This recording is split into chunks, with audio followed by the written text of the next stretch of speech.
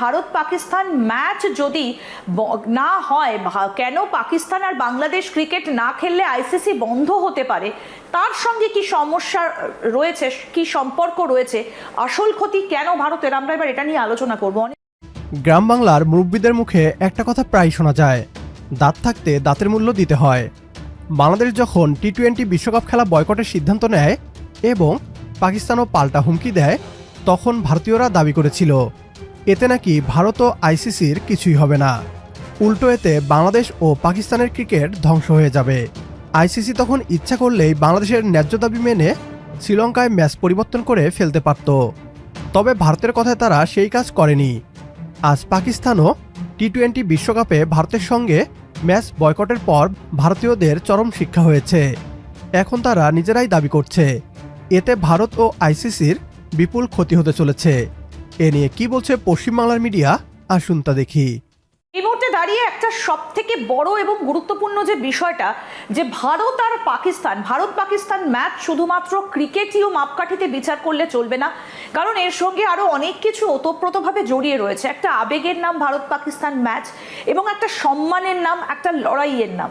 সুতরাং সেই জায়গায় দাঁড়িয়ে ভারত পাকিস্তান ম্যাচ যদি না হয়, কেন পাকিস্তান আর বাংলাদেশ ক্রিকেট না খেললে আইসিসি বন্ধ হতে পারে, তার সঙ্গে কি সমস্যা রয়েছে, কি সম্পর্ক রয়েছে, আসল ক্ষতি কেন ভারতের, আমরা এবার এটা নিয়ে আলোচনা করব। অনির্বাণ, কোথাও গিয়ে যদি পাকিস্তান আর বাংলাদেশ না খেলে তাহলে কি আইসিসির এই খেলা বন্ধ হয়ে যেতে পারে, টুর্নামেন্ট বন্ধ হয়ে যেতে পারে আইসিসির অন্যান্য যে ম্যাচগুলো রয়েছে, এর সঙ্গে কি কোনো সম্পর্ক রয়েছে? দেখো এর সঙ্গে একেবারে দেখো, এর মধ্যে কিন্তু কোনো রকম অন্য ম্যাচ বন্ধ হওয়ার কোনো সম্ভাবনা নেই এবং সেই ম্যাচগুলো বন্ধ হবেও না।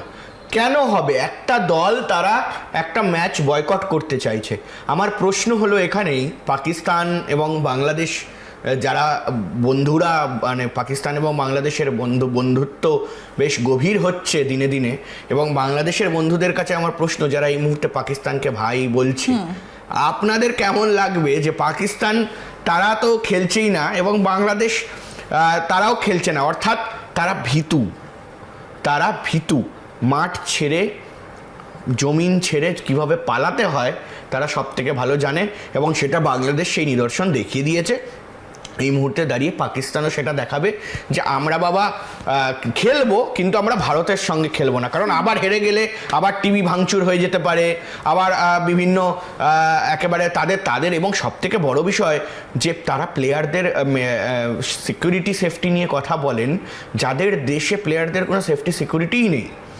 তাদের প্লেয়াররা, বাংলাদেশের প্লেয়াররা তারা মাঠে ঘরে ফিরতে পারেন না, এবং পাকিস্তানে কি হয়, তারা যদি হেরে যান তাহলে পারলে টিভি মাথায় লুকিয়ে থাকতে হবে এবং মাথায় পারলে টিভি ভেঙে দেবে, এরকম একটা বিষয়।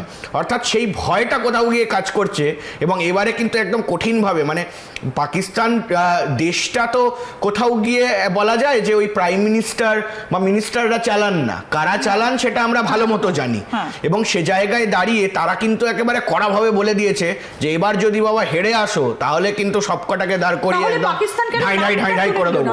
তবে তার আগে একটা বিষয় একটুখানি দর্শকদেরকে বলে রাখি, সেটা হচ্ছে এই যে টাকাটা বা যে সত্যটা কেনেন যারা বিজ্ঞাপন চালান, তারা তো একটা নির্ধারিত অঙ্ক দিয়ে সেই জায়গাগুলো কেনেন। 10-12 সেকেন্ডের জন্য তাদের কয়েক লক্ষ টাকা দিতে হয়, এমনকি কোটি টাকারও ডিল হয় যে বিজ্ঞাপনগুলো চলে খেলার মাঝখানে। এবং তার মধ্যে ভারত পাকিস্তান ম্যাচ সব থেকে বেশি হাই ভোল্টেজ, সেখানে একটা টাকার অঙ্ক ধরা থাকে। অনির্বাণ, সেক্ষেত্রে যদি ভারত পাকিস্তান ম্যাচটাই না হয় তাহলে যারা বিজ্ঞাপন দিচ্ছেন তারা কিভাবে সেই অঙ্কটা নেবেন? কারণ তার মধ্যে তো সেই টাকাটাও ধরা থাকে। ম্যাচটা না হলে কি তারা রিটার্ন পাবেন টাকাটা? ক্ষতিপূরণ কি করবে আইসিসি?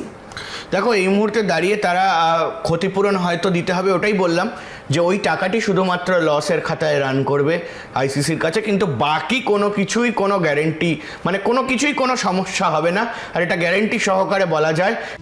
বাংলাদেশ ও পাকিস্তান ভারতে অনুষ্ঠিত টি-20 বিশ্বকাপ বয়কটের মাধ্যমে ভারতীয়দের একটা ভুল ভেঙে দিতে সক্ষম হয়েছে। তা হলো ক্রিকেট তো ভারতেই চালায় না, ক্রিকেট একা ভারত চালায় না। ভারতের পাশাপাশি পাকিস্তান ও বাংলাদেশের দর্শকও ব্যাপক ভূমিকা রাখে।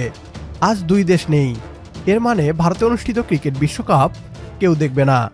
পাকিস্তানের এই সমর্থনের জন্য আমরা বাংলাদেশিরা কৃতজ্ঞ থাকব। সময় এসেছে আইসিসিকে ভারতীয় প্রভাবমুক্ত করার। একমত হলে কমেন্ট বক্সে ইয়েস লিখে জানিয়ে দিন আমাদের। সেই সাথে ভিডিও শেয়ার করে দেখার সুযোগ করে দিন আপনার বন্ধুদের। পরবর্তী ভিডিও দেখার আমন্ত্রণ জানিয়ে বিদায় নিচ্ছি আজ। আল্লাহ হাফেজ।